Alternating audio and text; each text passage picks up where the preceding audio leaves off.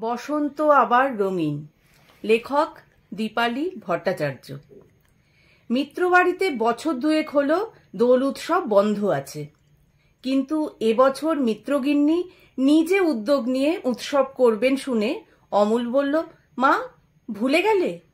বছর দুয়েক আগে দোলের দিনেই সীমান্ত থেকে দাদার কফিনবন্দি দেহটা এসেছিল বাড়িতে। কিছুই ভুলিনি বাবা, গিন্নি বলেন। বৌমা যখন সামনে এসে দাঁড়ায়, তোমার ঠাকুমার সাথে একাদশী করে, হবিষ্যিগুলি খায়, বুকের ভিতর হুহু করে ওঠে। বিমু চলে গেছে।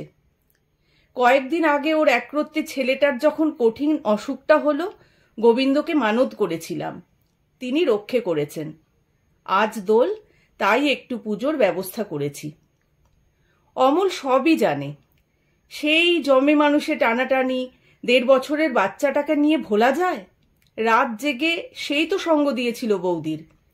মিত্রবাবু আড়ালে দাঁড়িয়ে সব শুনছেন আর ভাবছেন, আজ যদি বৌমার বাবা মা থাকতেন, তারা কি মানতেন বৌমার এই বৈধব্য যন্ত্রণা?